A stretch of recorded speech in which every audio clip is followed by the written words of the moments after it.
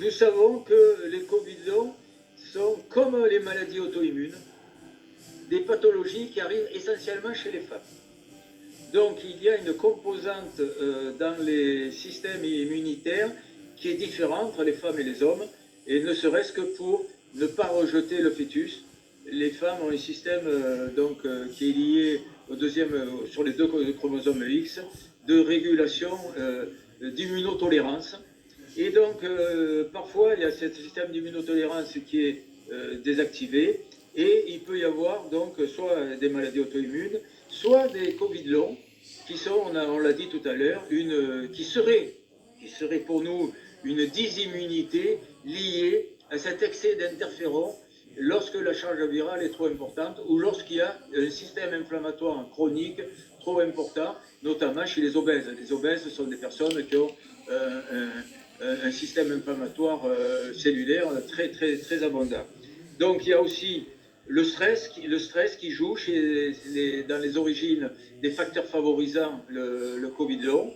Et il y a aussi, pour nous, les germes intracellulaires chroniques, notamment tout type de mycoplasme. C'est à l'occasion du congrès de Dublin.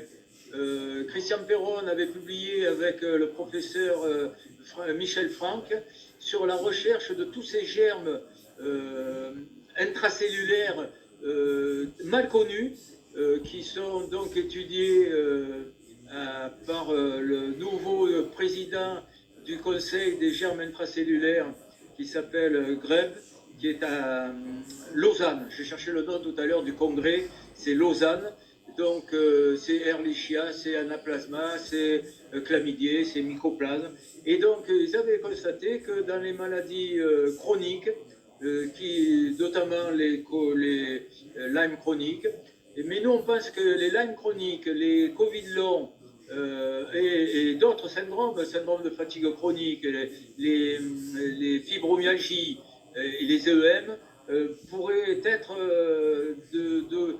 avec le même système de déclenchement, d'abord préférentiellement des femmes, ensuite des cofacteurs, et on pense que ces bactéries quiescentes de germes de maladies froides, ce qu'on appelle les maladies froides, qui a été très bien étudié en 2020 au congrès de Dublin, et qui cette année, donc en mai, je conseille à ceux qui sont intéressés, il y a un congrès que Perron organise aussi à Dublin, toujours à Dublin, sur ces germes de maladies froides et notamment sur les Covid longs.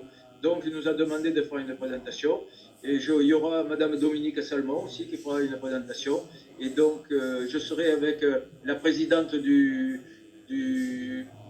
l'association de malades Covid long, Annie Notelet, qui travaille beaucoup et énormément dans ce domaine, et donc on essaiera de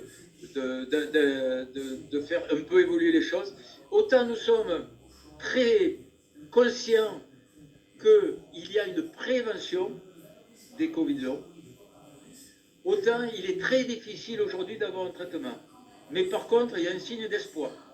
Ce sont les Italiens, toujours M. Carlo Brogna, qui a traité avec un antibiotique qui est une action très particulière, qui agit sur les ARN messagers, polymérases, pardon, qui agit sur les ARN polymérases, comme le zinc. Et donc, il a constaté que cet antibiotique donné à ces malades donnait de très très bons résultats. Nous n'avons pas encore la publication, elle est en cours de validation, et donc il y a un espoir, en plus des traitements concernant puisque vous savez que les Covid longs, c'est surtout des mécanismes inflammatoires chroniques qui augmentent la douleur. Ça, on a constaté que lorsqu'on avait une inflammation chronique, le seuil de douleur était diminué, c'est-à-dire qu'on ressentait la douleur à un niveau beaucoup plus bas que normalement, lorsqu'il y a une inflammation chronique, mais aussi qu'il y avait des micro-caillots qui empêchaient la vascularisation, notamment vascularisation cérébrale, ce qui donnait parfois des signes cognitifs à ces malades, et aussi qu'il y avait un problème aussi au niveau endothélial.